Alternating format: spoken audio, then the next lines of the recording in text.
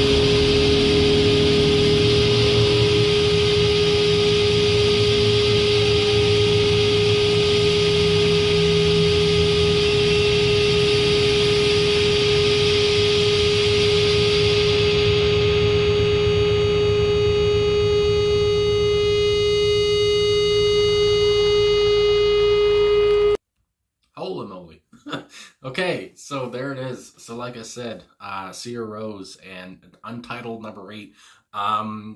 Okay, so whew, lots of stuff going through my brain. So this is, I have to say, coming into this band, not knowing anything about them except for, searching them up, seeing a few interviews just to, again, to see how they say their names and stuff.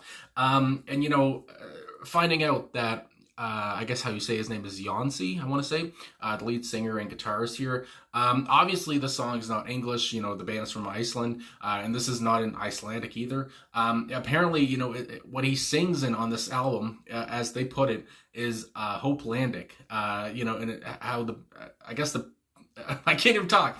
It's a term the band coined to refer to the vocalizations that Jonsi sings on in lieu of lyrics in Icelandic or English. And it goes on there. Yeah. So basically it's gibberish, as they say as well. A form of gibberish vocals that fits to the music is what the band's website describes it as. So I mean, I guess, because again, with Jonsi, I guess he's a very shy person. He is a shy person, watching interviews and stuff. He's not very, I guess, he's not very vocal or whatever, except for when he sings, obviously. But so I feel like it's a way for him, obviously here, especially when you're speaking, your own language that you made up, some gibberish and stuff, to fit the music. It's like you're really letting everything out. You're really letting your emotion out. Obviously, this is a hauntingly beautiful performance. I mean, this whole performance, from the images and the screen going all different colors and everything, it's mesmerizing, obviously, and again, it's haunting. It feels a little bleak, and also it's like a spiritual experience. I mean, holy frig. And it's not just a song, it's not just a performance. It's bigger than that, it feels like. And also with Jonsi singing here, and then obviously and I guess he was playing his guitar like a violin, which is very different to me as well. I just feel like this whole band is just very different. They're just on another level. They're like, ahead by a century, and to take something from the Tragically Hip. But anyway, and also, on the drums there, and again, I hate, that I'm going to mispronounce all their names probably, but on the drums, I think it's O-R-R-I, which I think it's like Ori or Ore, I can't remember how he said it now, but obviously he's, and how, at some points, it's really showing his shadow and stuff, and that's another thing that I said during the performance was, I just love the shadows, and it's so intense, and it just feels like, again, it's bigger than them. The song is bigger than them, and you see the audience, and especially at the end, they're clapping and everything, and I can't imagine what the audience felt, to see this performance live. I can't imagine what they felt. It's almost probably an orgasmic feeling or something. It's like, holy shit, what did we just witness?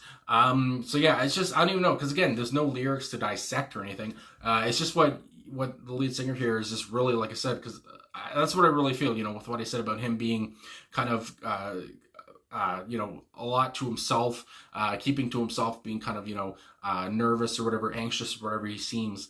But when he's on stage, it's a whole different story, and he's just really letting everything out. And here, obviously here as well, the bass was so prominent too. It's just, everything here is prominent. Every musician on that stage was really, they just gave their all. And I could see why, apparently as well, that the band finishes a lot of their, if not all of their concerts with this song. And I could see why, because I think it's something else, like a band finishing. I want to say I don't know, I'm probably wrong, but I remember the Beatles, I think, would sometimes finish, especially in the early days, I guess, finish their their sets with now I can't even talk. Hold the phone. With Twist and Shout. I couldn't remember the name, just because it ruined John's vocals, because he really belted everything out. Maybe that was a lie. I saw that somewhere. Anyway, that's the kind of thing that comes to mind, because it seems like the band, everyone put so much effort into this. It seems like they're probably also exhausted after the performance, and they're just like, that's it. This has to be the last song for the night. And again, it's not even like it is a song, but it's not even a song. It's just like I said, a spiritual experience. It's a trip, obviously. It's a huge, long, just out of body experience. It's nuts. Yeah, just with the whole non-linguistic vocalizations. There you go. It's so long I can't read, restart the video or something. But yeah, just with that, I mean, it just adds another layer to all of this. It's just so something to behold. I mean, obviously with Yancey's, falsetto vocals, it's beautiful. And it feels like he, at some points it sounds like he's in pain. It's just so many emotions going through your head, through your body, as somebody, just watching the video. And again, I can imagine watching it live. It's just like, that must be crazy. I mean, I don't know. It's just like, holy crap. But yeah, and again, I just like that the whole kind of mystique around everything on this. Again, the whole language of Hopelandic. The title of the song just being Untitled 8. And I guess every song on this album, I think, was Untitled. And how the album is called, it's just, brackets, and it's referred to, I guess, which translated to the Bracket album. It's just like, I don't know, this whole band just came out of nowhere for me. And except, like I said, somebody wanted me to react to this, and it's just like, my God, it's just like, also, because again, other bands come to mind or whatever, and I heard people say that, they kind of remind them of, something like Radiohead or whatever, but again, it's just like, it's hard to compare anyone to what I just heard. That's what I have to say.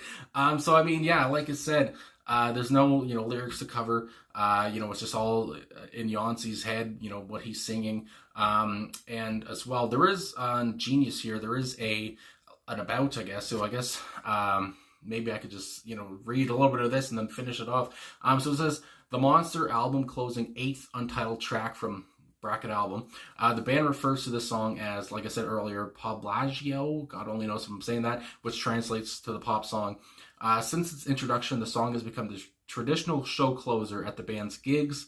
The cut is known for its booming, slow-building closing section, beginning around the 6-minute mark on the studio track. So again, like I said, they finish it off all their concerts with this, and I can imagine, you're watching this band, your favorite band, whatever, and you want to hear all their songs and everything, but I can imagine you also just can't wait till they get to this one, because it's going to be a banger, and it's just, that slow build to like to like heaven. It's just like, holy shit. But anyway, I mean, I guess that's all I can really say. I mean, I was, just entranced.